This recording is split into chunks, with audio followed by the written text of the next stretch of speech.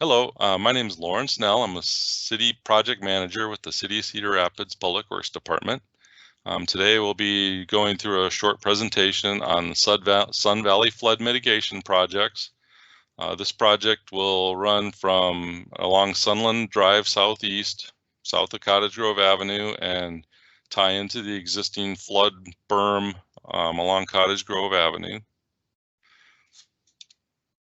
The presentation agenda for today will be a brief history of flood impacts to the neighborhood of Sun Valley, summarize some already completed projects for the flood control, go through a description of the current project and the project timeline, and we'll give some contact information for any questions at the end.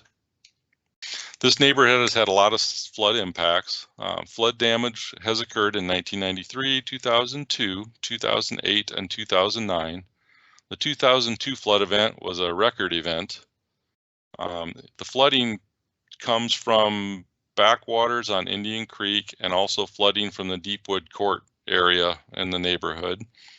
The city has done multiple projects currently, and we have one additional project upcoming. The completed flood control measures in the area were a storm sewer extension in 2014. The berm was built along Cottage Grove Avenue in 2014. There was some grading and storm sewer extension work done in 2017. We've done some intake improvements for capacity issues on Fox Meadow Drive in 2018. And the current project is going to be a berm extension. It'll be a flood wall and berm extending to the north from the existing berm at the end of Sunland and Cottage Grove. Here's a map of the existing system as it lays out right now. You can see the blue berm from 2014. The red lines would all be all the storm sewer extensions and improvements that have been done. And then the phase we're discussing now would be the flood wall and berm to the left north end of the site in yellow. And we'll get into details on that here shortly. I'm going to turn it over to you. Hi, thank you. This is Jeff Streitz with HR Green.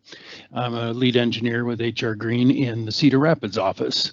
So the components of this project will be accomplished over multiple years. There is an existing utility easement along the back yard lines of the homes on Sunland Drive, and that has utilities in it from Alliant Energy, CenturyLink, and MediaCom.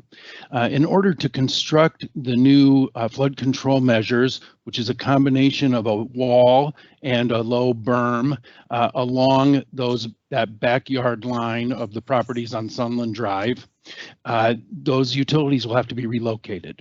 And so that will be the first phase of this project to be accomplished this year as utility companies vacate essentially that existing utility easement and move their facilities to the right-of-way along Sunland Drive.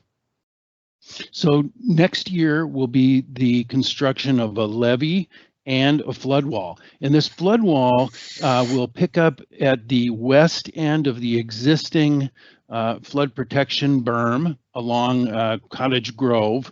And at that point, it will develop to about 6 feet in height where it bends and heads north. And then the ground will catch up with it. And approximately behind 2035 Sunland, which would be the Brooks property, it will transition from a wall to approximately a 3-foot high berm. And then that will continue north to approximately 2065 Sunland, which is the current Murphy property, where the berm kind of just catches up with the existing grade and tapers down to 0. That construction will be accomplished next year. You can see on this slide, we're saying start and end in 22. It's a one construction season process. It could be spring, summer, could be fall, summer only, but sometime in 22. Go ahead, Sandy. Thank you. Sandy Pumphrey, also with HR Green, here in the Cedar Rapids office. So one of the things that we wanted to just introduce to folks who are viewing this is the fact that in order to do this construction, we will need to obtain both temporary construction easements and permanent easements for the long term. So what we're showing here, and we have 4 slides showing these easements, but I'll just sort of introduce all 4 of these slides on this first one here. The orange area is showing the area that we would need for temporary construction easements during construction. Just to sort of orient you a little bit here, north is actually pointed to the right. So the corner there, the bottom left-hand corner, is where Sunland Drive dies into Cottage Grove Avenue, where we would join it to the existing berm.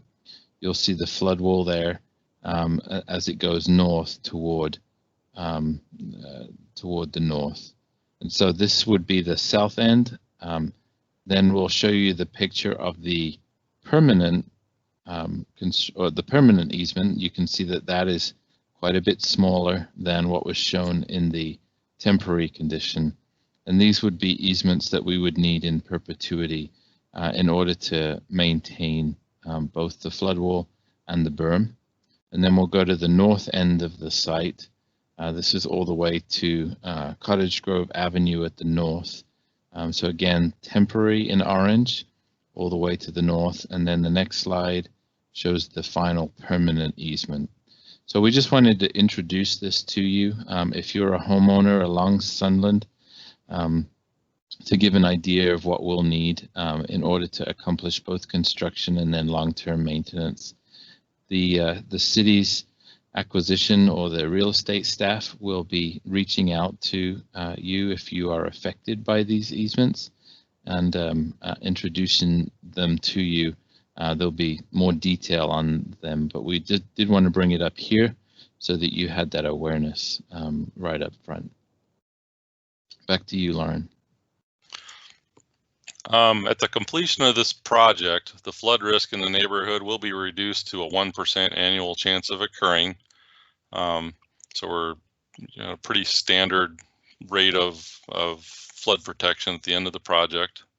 If you have questions, please feel free to contact either myself, Lauren Snell, I'm the city project manager, or Jeff Streets is also there, and he is with HR Green. We will take any calls and be glad to try and assist you with any questions you might have.